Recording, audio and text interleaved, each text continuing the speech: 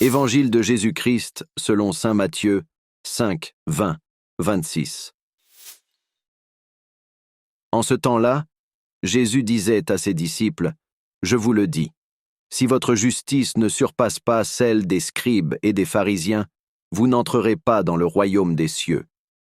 Vous avez appris qu'il a été dit aux anciens, « Tu ne commettras pas de meurtre. » Et si quelqu'un commet un meurtre, il devra passer en jugement. Eh bien, moi, je vous dis, tout homme qui se met en colère contre son frère devra passer en jugement.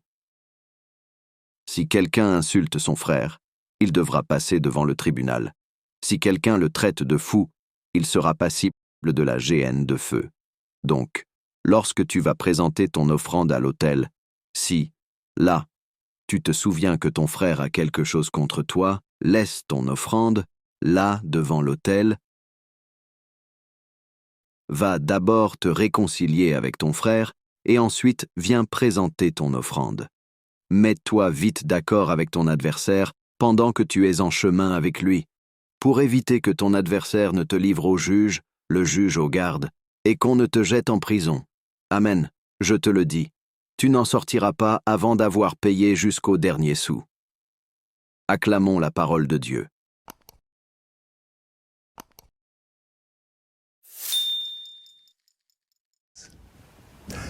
C'est à la racine qu'il faut tuer le mal. C'est bien connu. Ce que l'on fait dans des petites choses, nous pourrons les faire dans de plus grandes. C'est vrai pour faire le mal, mais c'est tout aussi vrai pour faire le bien. Le meilleur moyen de ne pas laisser les mauvaises pensées s'immiscer en nos cœurs, c'est de faire le bien. C'est en aimant que nous vaincrons le mal. L'Évangile insiste pour nous dire qu'il y a toujours une possibilité de faire le bien. La réconciliation doit être une priorité. Réconciliation avec nous-mêmes, avec les autres, avec Dieu. L'Évangile évoque la réconciliation avec le frère et la sœur en humanité. Pour Jésus, elle est vitale. Nous devons croire qu'il y a toujours un chemin possible de réconciliation et que sur ce chemin, nous ne serons jamais seuls, parce que nous y croiserons toujours le Seigneur. C'est le Seigneur qui a choisi ce chemin de réconciliation. Ce qui est en jeu, c'est la fraternité universelle qu'il est venu instaurer. C'est le chemin de Jésus lui-même. L'essentiel n'est-il pas justement de faire chemin en celui qui seul peut nous ajuster à lui?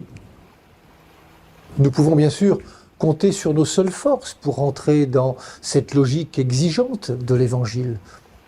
Mais nous pouvons aussi prendre appui sur le Christ Jésus, celui qui réalise et accomplit le projet de la fraternité universelle qu'on appelle le royaume de Dieu.